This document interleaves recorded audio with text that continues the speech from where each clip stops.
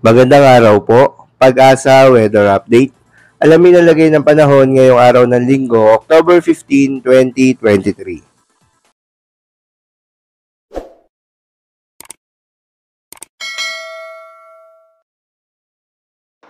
Magandang umaga mula sa Pag-asa Weather Forecasting Center.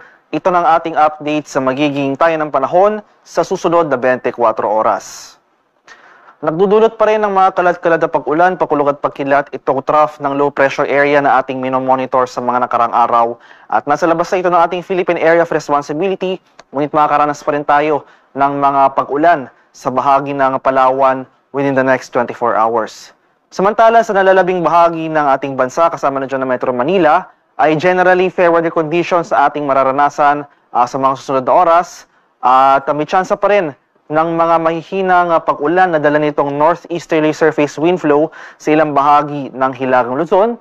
At tsansa naman ng mga pag-ulan na dulot ng localized thunderstorms, kadalasan sa hapon hanggang sa gabi sa nalalabing bahagi ng ating bansa.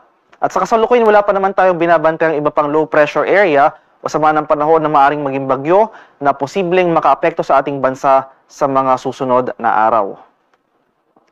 At para naman sa magiging lagay na ating panahon ngayong araw dito sa Luzon, patuloy pa rin tayong makakaranas ng maulap na kalangitan at mataas sa tsansa ng pag-ulan sa bahagi ng Palawan at Calayan Islands. Dala pa rin yan itong trough o yung buntot ng low pressure area sa labas ng ating Philippine Area of Responsibility.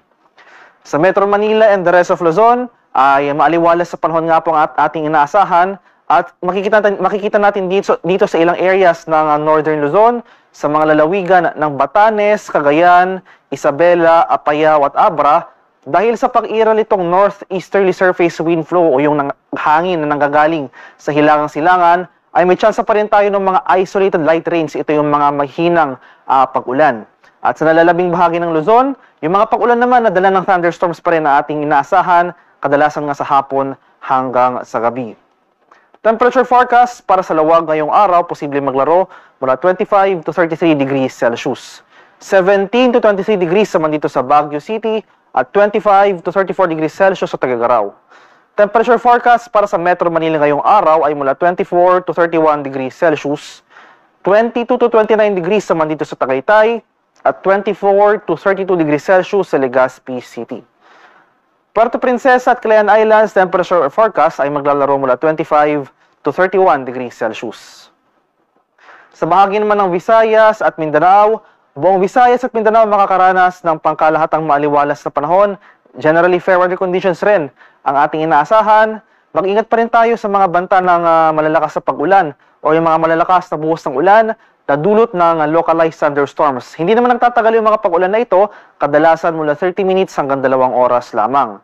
At ngayong madaling araw pa lamang may mga naitala na tayong thunderstorm activity sa ilang areas ng Eastern Visayas, sa isla ng Camiguin, pati na rin sa ilang areas ng Caraga at Davao Region. Panandalian lamang yung mga pag-ulan na ito, so asahan natin later in the day. So mamayang umaga hanggang sa tanghali ay mas magiging maaliwalas sa panahon na ang ating mararanasan sa mga nabanggit na lugar. At asahan muli natin yung mga tsansa ng thunderstorms pagsapit ng hapon hanggang sa gabi. Temperature forecast para sa Iloilo ngayong araw ay mula 25 to 31 degrees Celsius. 26 to 32 degrees naman dito sa Cebu at sa bahagi ng Tacloban. Ang agwat na temperatura sa Cagayan de Oro ngayong araw ay mula 25 to 32 degrees Celsius. 25 to 33 degrees naman dito sa Davao at 25 to 34 degrees Celsius sa bahagi ng Zamboanga. At sa kalagayan nating karagatan, walang nakataas na gale warning sa anumang baybay na ating kapuluan. Banayad hanggang sa tamtamang pag-alon na ating inaasahan. Ngunit iba yung pag-ingat pa rin sa ating mga kababayan na maglalayag sapagkat kung meron tayong offshore thunderstorm activity, ito yung mga pag-ulan sa ating mga dagat baybayin, asahan natin ang bahagyang paglakas ng hangin at kaakibat nito ang pagtaas ng ating mga alon. At para naman sa ating 3-day extended weather outlook sa mga piling syudad ng ating bansa, buong bansa for the next 3 days or sa at least for the malaking bahagi ng ating bansa, nakakaranas tayo ng generally fair weather conditions. Magpapatuloy itong magandang panahon sa malaking bahagi ng Pilipinas. Makikita natin dito sa bahagi ng Hilagang Luzon, particular na sa syudad ng Baguio, dahil sa patuloy o yung inaasahan nating paglakas ng northeasterly surface wind flow, makakaranas pa rin tayo ng mga tsansa ng isolated light rains o yung mga mahihinang pag-ulan At asahan na rin natin dito yung bahagyang pagbaba ng ating mga temperatura.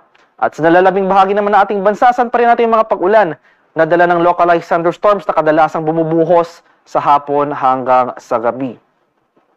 Temperature forecast para sa Metro Manila sa susunod na 3 araw ay mula 24 to 32 degrees Celsius. 16 to 23 degrees naman dito sa Baguio City at 24 to 33 degrees Celsius sa Legazpi City. Temperature forecast para sa Metro Cebu ay mula 25 to 32 degrees Celsius at 25 to 33 degrees Celsius naman dito sa Metro Davao area.